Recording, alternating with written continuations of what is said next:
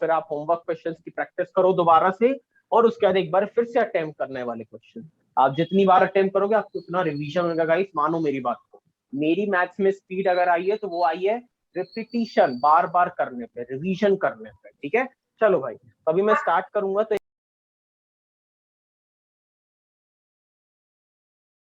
DEF are the midpoints of the triangle this, then the ratio of the area of triangles this and this। भाई बहुत important question है भाई, है ना, बहुत ज्यादा इंपॉर्टेंट क्वेश्चन है। इसको स्टार मार्क कर लो, जब आप पेपर में रिवाइज करके जाओगे तो ऐसे क्वेश्चन बहुत ज्यादा बोर्ड्स वालों ने पूछे भाई, है ना। और अब ये MCQ में डाला है, मतलब चांसेस है भाई वो ये फिर पूछ लेंगे, ठीक है। तो देखो DEF are the mid points of the sides of triangle ABC। तो चलो मैंने ABC नामकरण कर लिया। बताओ AB का मिड पॉइंट क्या है।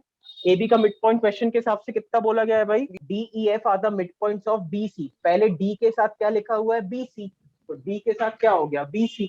ऑर्डर भाई ध्यान में रखना है। CA के साथ कौन है, E, CA के साथ है E and so on.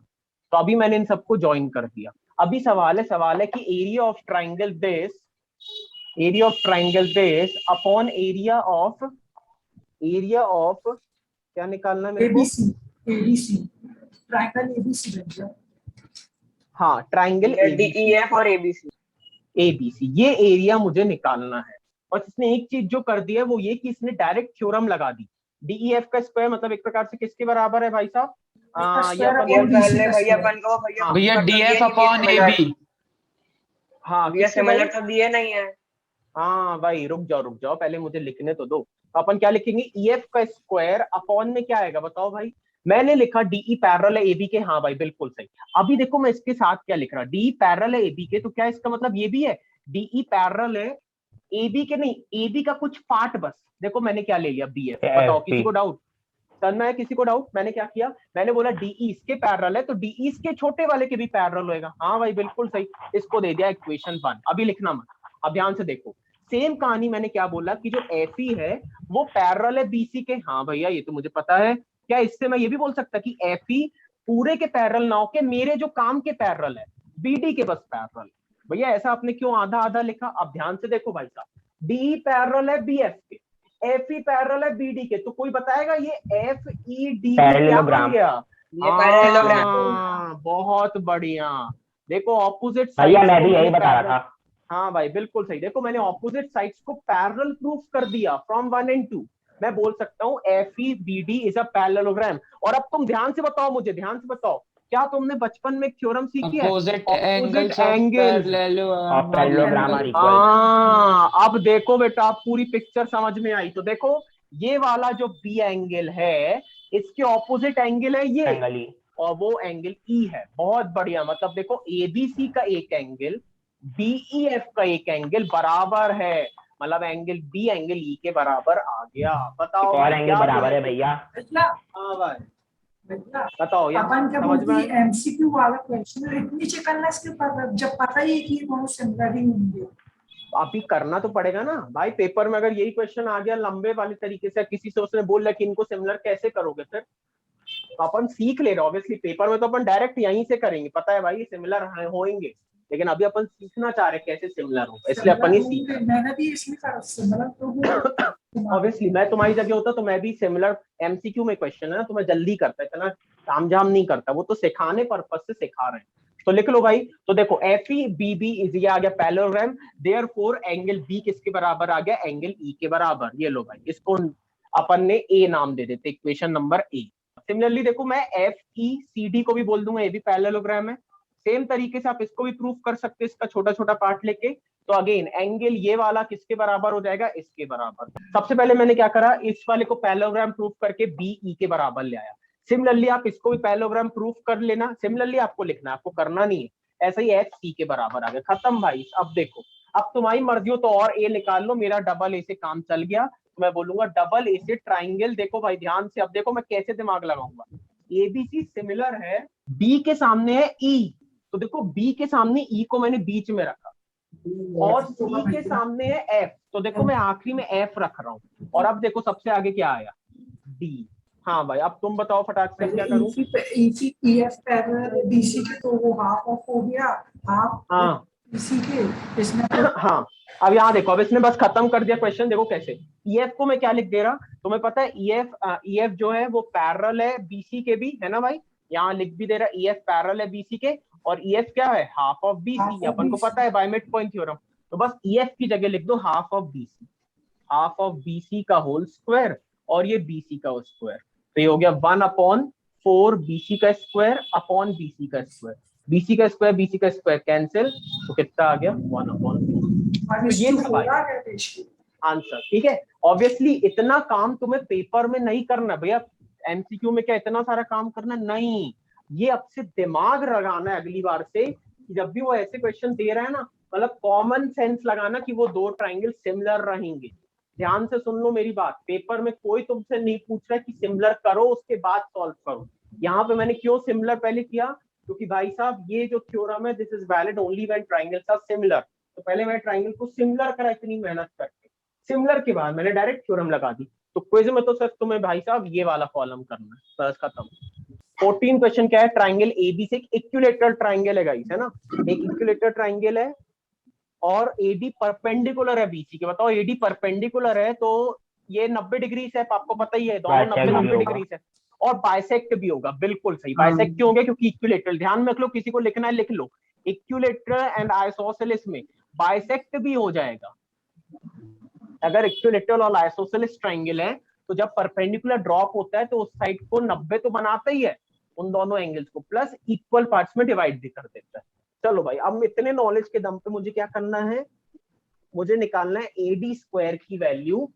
AD square is equal to कुछ कुछ। अब ध्यान से देखो भाई साहब, एडी स्क्वायर, और अब ऑप्शन देखो, ऑप्शन में मुझे दिख रहा है हर जगह डीसी है, मतलब पता है तुम्हें क्या करूंगा मैं एडी ट्रायंगल एडीसी लोगे।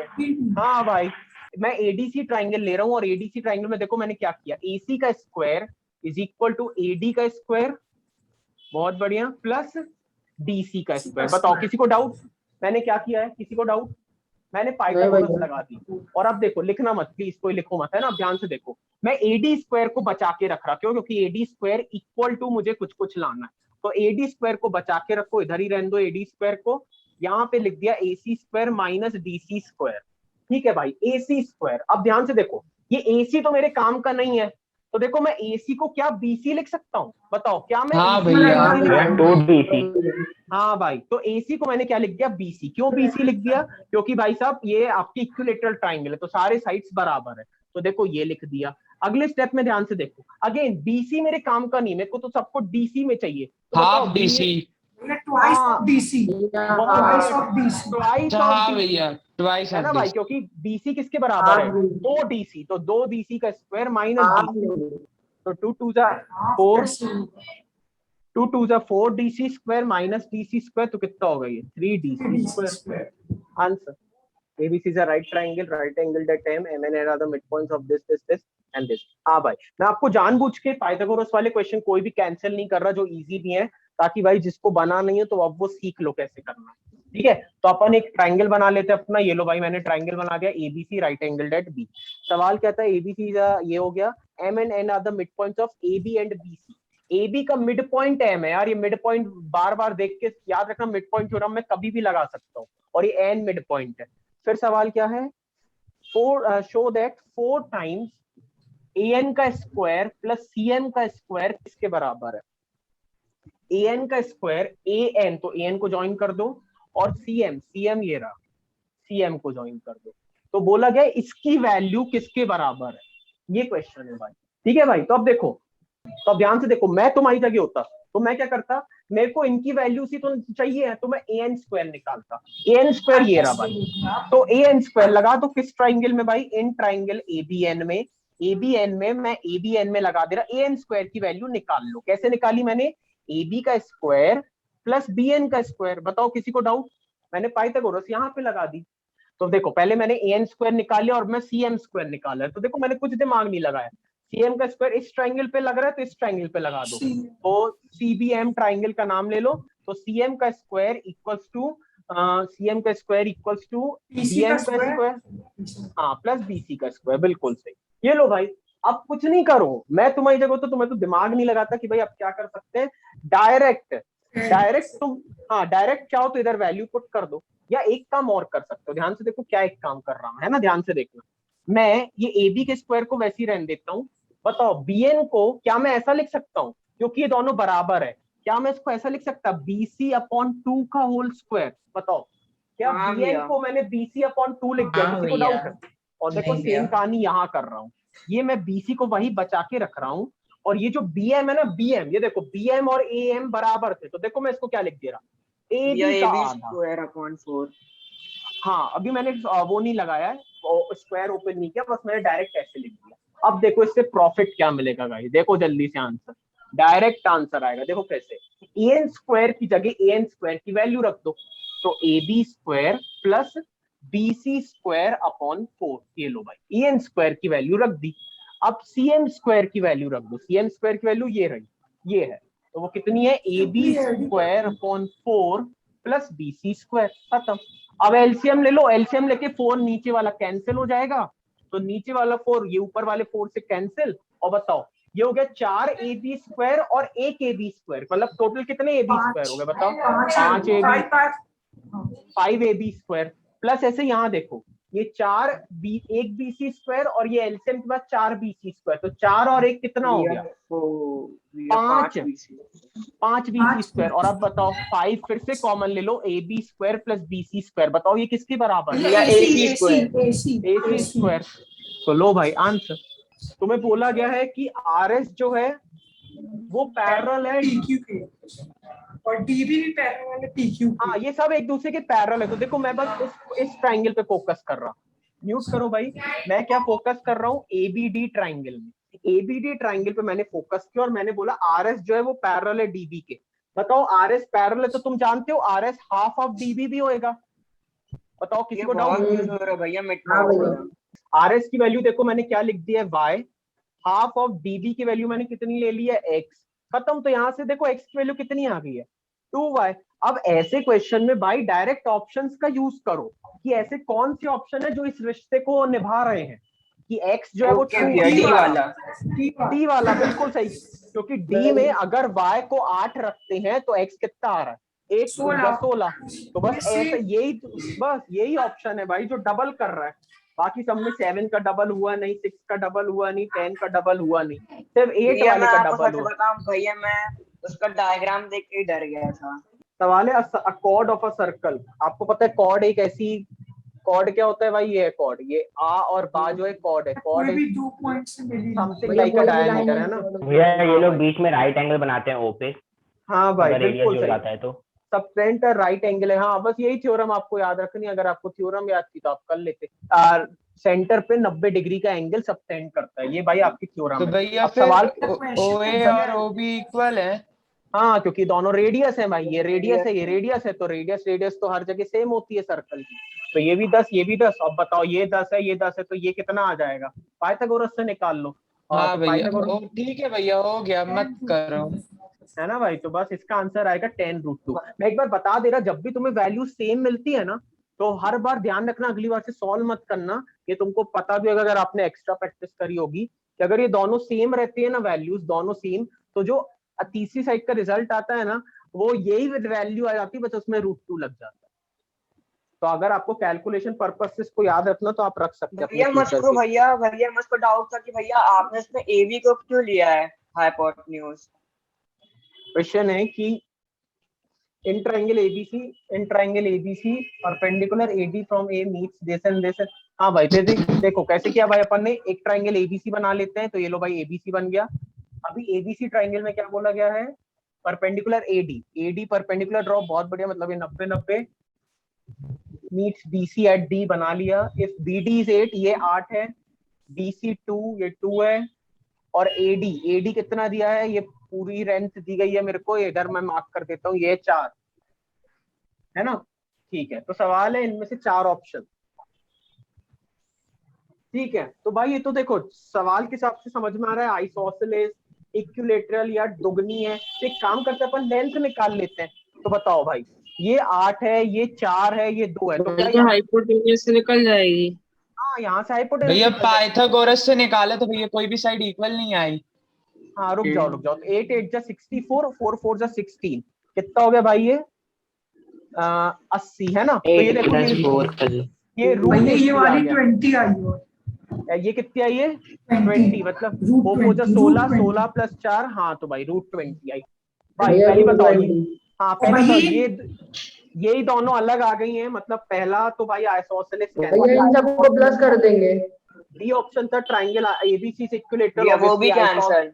सी ऑप्शन क्या बोल रहा है कि एसी जो है ये दुगना है एबी का। नहीं भाई रूट 20 ये दुगना थोड़ी है रूट 80 का। नो, ये बराबर ही नहीं है, तो कुछ भी है, तो ये भी गलत है भाई। मतलब सही आंसर है डी, है ना भाई। अभी डी आंसर क्या है, क्योंकि 3 ऑप्शन तो गलत हो ही गए। डी क्या था भाई कि एबीसी से राइट एंगल एट ए।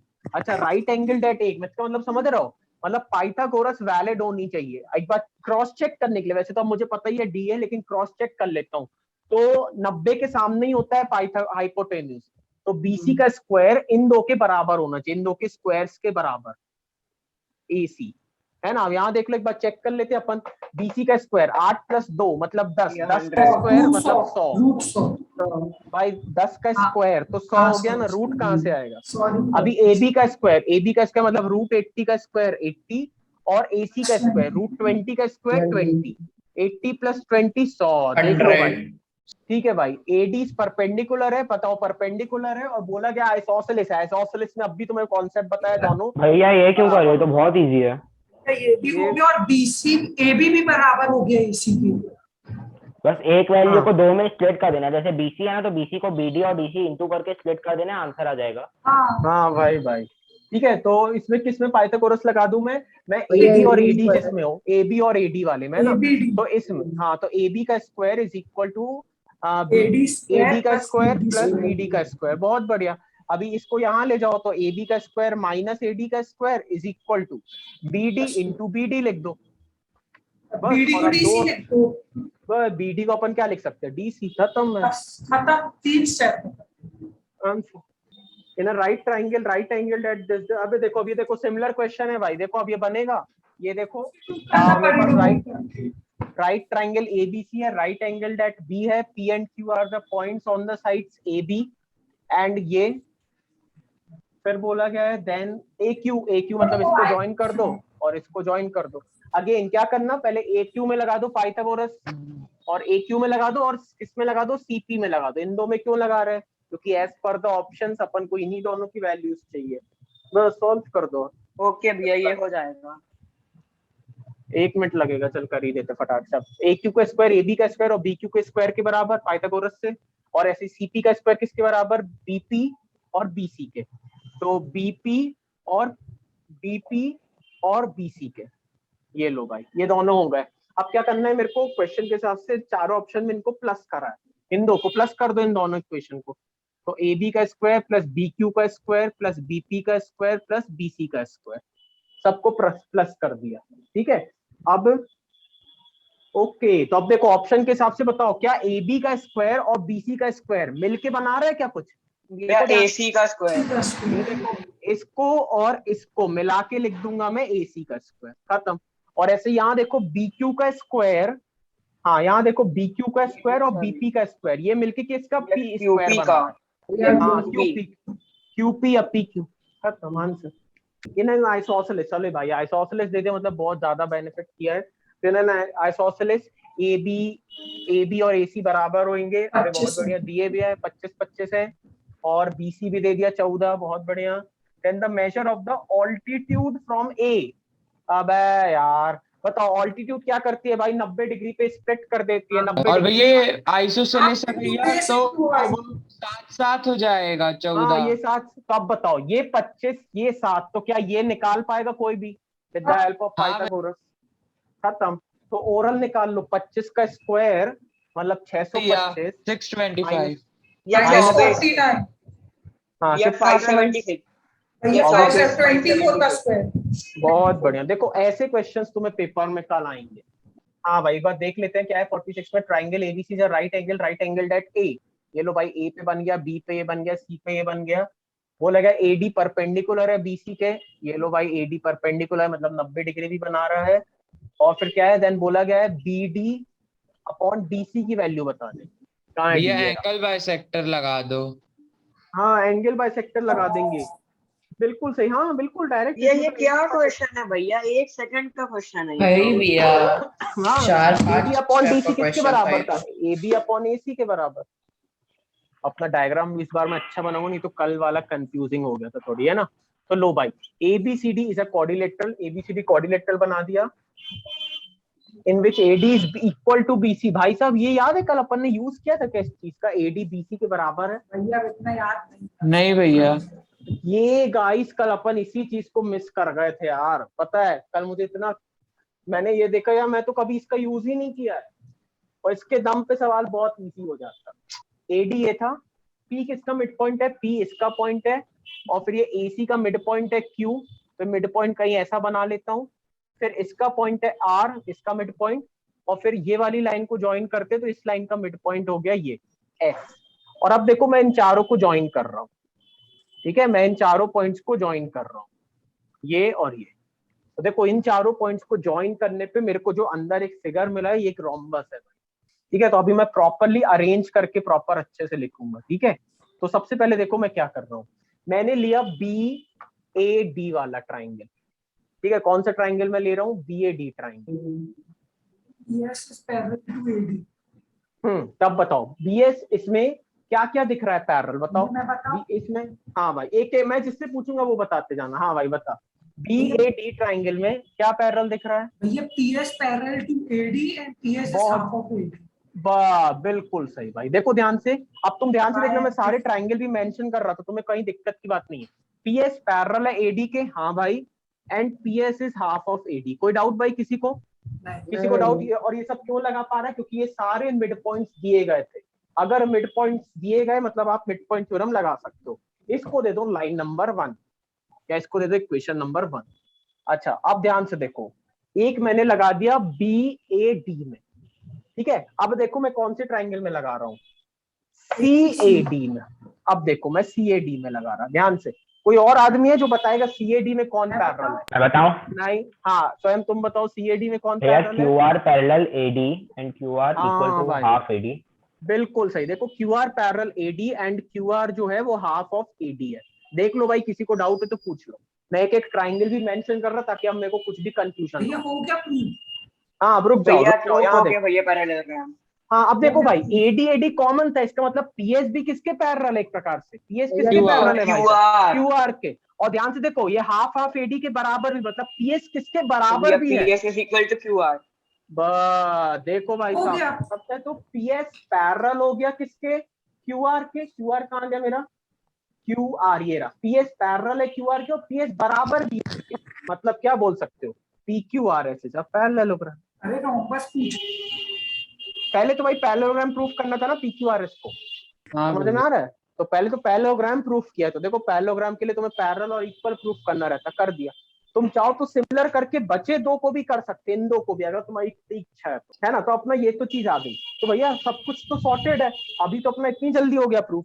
ये था भाई अब जो अपन को यूज करना था, ये जो AD BC के बराबर दिया है ना भाई साहब, यही सबसे ज्यादा इंपॉर्टेंट चीज थी। कैसे? ध्यान से देखो, AD BC के बराबर, ये भाई रीजन गिवन, इसमें आधा आधा मैंने अपने आप से मल्टीप्लाई कर दिया, मेरी मर्जी मेरे को जो करना हो, तो मैंने आधा आधा मल्टीप्लाई करा। कोई बोले क्या करा? कुछ नहीं, 2 कट गया। लेकिन प्रॉफिट क्या मिला? ध्यान से देखो, बताओ हाफ AD किसके बराबर है? हाँ हाफ AD बीस किसके बराबर? PS। PS के बराबर। बताओ।